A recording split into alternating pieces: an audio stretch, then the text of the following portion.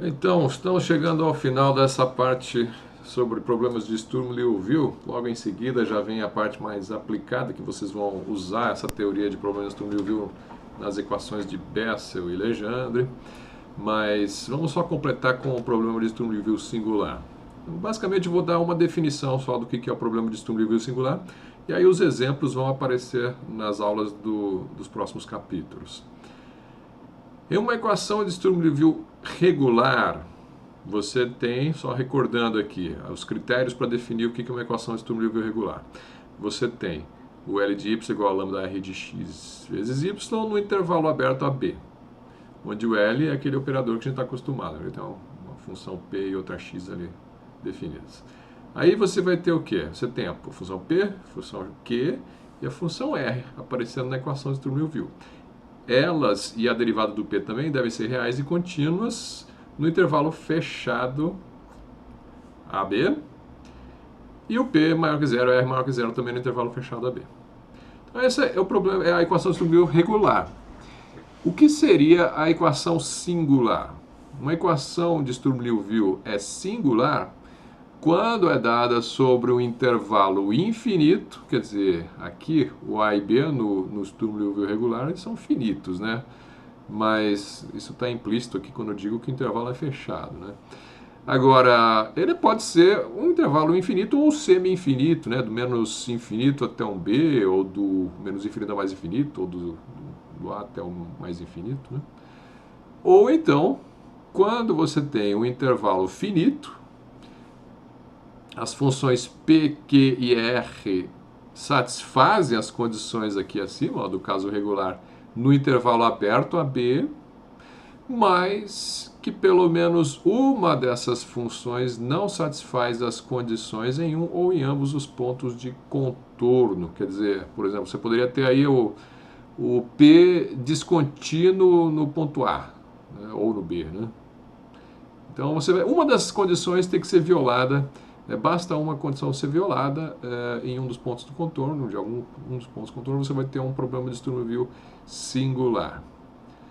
Ah, professor, eu posso violar a condição no meio do intervalo, tem uma descontinuidade no P ou no Q, lá no meio do intervalo?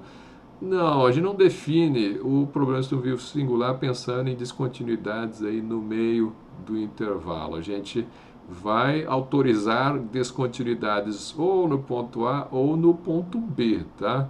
Ah, mas por quê? Porque é assim que foi definido esse problema de Sturm-Liouville singular. Os exemplos que a gente vai trabalhar são assim, né? Se você tem o intervalo AB, singularidade ou está aqui ou está aqui. Se ela estiver aqui, você muda o A para cá. Você põe a singularidade aqui, você tem dois problemas de Sturm-Liouville. Você tem um que vai daqui até aqui, a singularidade está aqui, outro que vai daqui até aqui, a singularidade está aqui, tá? Para eu poder padronizar a discussão da teoria, a gente vai simplificar para o caso de só o ponto de singularidade numa extremidade ou na outra, tá? Que mais? Vamos lá. Isso aí define uma equação de Sturm-Liouville, né? Então, aqui tem um exemplo, né? Uma equação de Sturm-Liouville, onde o Q de x é 1 sobre x. Nesse intervalo aqui, ele vai dar problema, evidentemente, no x igual a zero, né? Então, você tem as funções contínuas, uma função com descontinuidade num dos pontos da extremidade, né? O ponto A aqui nesse caso. E o problema de Sturm-Liouville? Então, você tem a equação de Sturm-Liouville, e o problema de Sturm-Liouville singular vai ser a equação de Sturm-Liouville singular com certas condições de contorno aí. Quais são essas condições de contorno? Vão ser condições de contorno do tipo linear e homogêneas. Coloquei aqui adequadas, entre aspas. O que significa adequada para nós? Adequado para nós significa alguma coisa que vai permitir que as autofunções sejam ortogonais, né? Basicamente isso, ortogonais, quadrado integrável, coisa assim. Então, para isso, a gente vai querer condições de contorno tais que, se eu tenho duas funções u e v de classe C2, precisa ser de classe C2 para satisfazer o operador L do Sturm-Liouville, né? Então vamos colocar aí de classe C2 e que satisfaçam as condições de contorno. Tá, então, se para essas funções você tiver essa identidade sendo observada, e então as minhas condições de contorno são adequadas. Por que essa daqui? Porque isso aqui define o problema autoadjunto, né? A gente já provou que problemas autoadjuntos têm autofunções ortogonais, tá? Então, eu vou querer que isso aqui seja verificado. Tá? Então, por exemplo, se você tiver um problema de Sturm-Liouville onde a singularidade esteja no x igual a zero, vamos supor que assim, seja só no x igual a zero o único ponto singular aí do seu domínio. Então, para eu verificar se ele vai ser autoadjunto, né, como é que a gente faz? Eu vou olhar para a identidade de Lagrange, um dos jeitos de você mostrar isso é olhar para a identidade de Lagrange, que está ela aqui, ó, e ver se o lado direito dela dá zero. Né? Por quê? Porque aqui você tem a integral do V L de U menos U L de V. Essa integral é justamente o produto interno V com L de U. Né? E aqui estou definindo o limite inferior como sendo um A mais um Epsilon. Eu vou tomar o limite do Epsilon tendendo a zero pela direita. Por quê? Porque eu estou considerando que existe uma singularidade aqui no ponto A. Tá, então é uma integral imprópria, né? No limite inferior aqui eu tenho a singularidade. Poderia ser uma integral imprópria, vamos supor que uma das funções divergisse no limite inferior, né? No caso, você vai ter situações em que não vai ser divergência, não é o caso de que alguém vai para o infinito ou coisa assim, né? Mas simplesmente, para o nosso caso, ele pode ir para o infinito ou pode ser simplesmente igual a zero, né? Porque no problema regular eu impus a restrição de que o P tinha que ser maior que zero. Se o P for igual a zero ou R for igual a zero no ponto A, você já tem um problema singular, né? Tá, então tá aqui a definição da identidade de Lagrange, copiei a identidade de Lagrange, só joguei um limitezinho ali para pegar trabalhar essa singularidade no ponto A, né? E o que nós temos então? Quero o lado direito igual a zero, para poder obter um problema autoadjunto. Eu só copiei aqui esse lado direito, substituindo os limites inferior e superior aqui, tá? Então ficou P do B vezes isso daqui, tudo aplicado no ponto B, menos, aqui deveria ser menos, não, menos está aqui que faltou um menos. Aqui tem um menos da identidade de Lagrange. Então, esse daqui, mais o limite inferior aplicado naquela expressão. Tá, então como é que eu vou saber quais são as condições de contorno adequadas? Isso aí vai ser caso a caso, tá? Eu vou ter que olhar para cada problema para saber se as condições de contorno estão adequadas ou não. Depende do tipo da singularidade que vai ter no P de x, né? Suponha que P de A seja igual a zero. Tá? Então, violou o critério lá do problema de Sturm-Liouville regular, né? Que o P de x tinha que ser maior que zero. Então, deu um problema aqui. Então, eu tenho uma equação singular. Suponha que P de A é igual a zero. Nesse caso em particular, então, você vai verificar o quê? Quais são condições de contorno capazes de zerar aqui o lado direito da expressão 1 da identidade de Lagrange?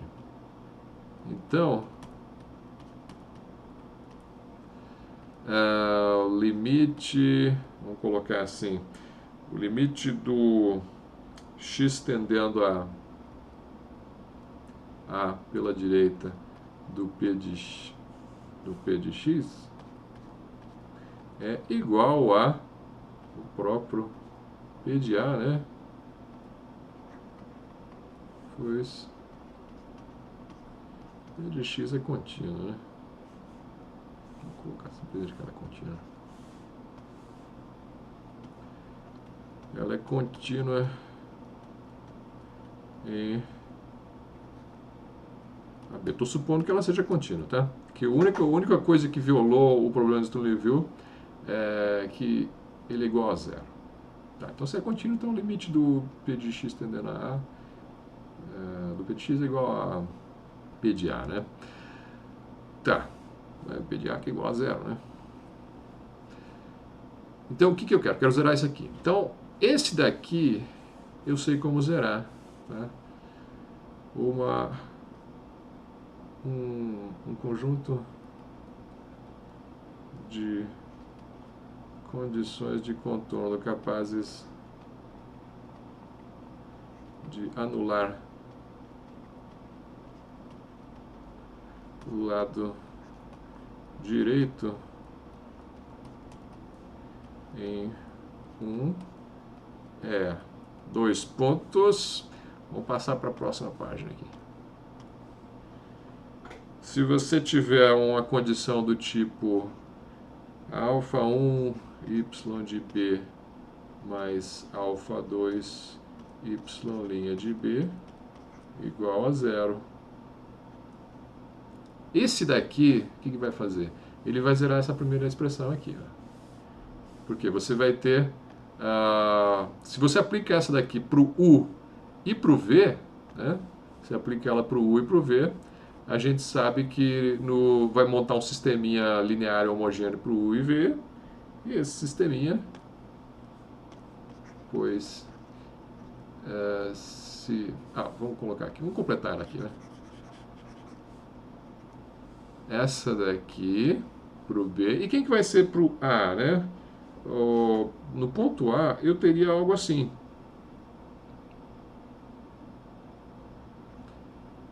O módulo do y de A pela direita é finito e também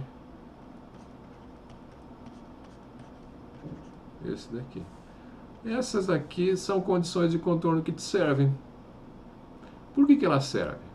Tá, então vamos tentar mostrar isso aqui. Pois, se U de x e V de x satisfazem a condição de contorno em x igual a B, então o que você vai ter? Você vai ter alfa 1 U de B mais alfa 2 U' de B igual a zero, alfa 1 V de B mais alfa 2 V' de B igual a zero, né? Sistema linear homogêneo com alfa 1 e alfa 2 não ambos nulos. Ambas ou ambos. O alfa, né? Não, o coeficiente. Não ambos nulos. Tá. Implica que o determinante dos coeficientes, né? Eu já mostrei isso em outra aula. Não estou repetindo aqui só para não... Vai que alguém não assistiu a outra aula, né? Aqui está repetido, né? O determinante da matriz de coeficientes é igual a zero. Bom, se a matriz, determinante de matriz de coeficientes é igual a zero, então esse negócio aqui dá zero. Tá? UB, V' de B, menos U' de B, vezes V de B é igual a zero. Então, eu zerei a primeira parte aqui. Esse aqui, dá zero. Agora, esse daqui, o que acontece? Eu estou dizendo que o P de x é zero. Esse limite aqui dá zero no P de x tendendo a A. Né? Dá zero. Então, esse lado aqui já está zerado, a não ser que houvesse uma divergência aqui, né, com essas funções. Né? Então, para evitar uma divergência dessas funções aqui que possibilite que isso aqui não dê zero, eu vou fazer que este aqui e este aqui sejam limitados. Olha aí, ó. A segunda, ou a condição de contorno. A condição de contorno em x tendendo a A, né, pela direita, garante que... vamos fazer assim, ó. Esse daqui. A segunda parte, né, em 1. O último termo em 1. O termo final em 1 seja nulo também. Assim, o lado direito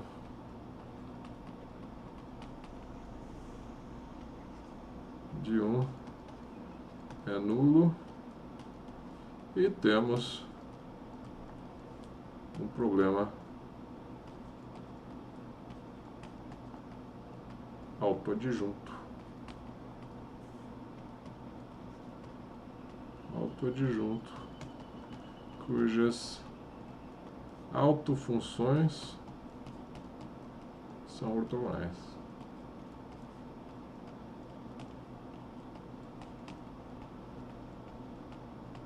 Que legal! Então é isso aí. Vocês vão ver então a seguir, nas aulas que o professor Sandro gravou, como isso aí se aplica à equação de Bessel inicialmente, tá? Então é isso aí.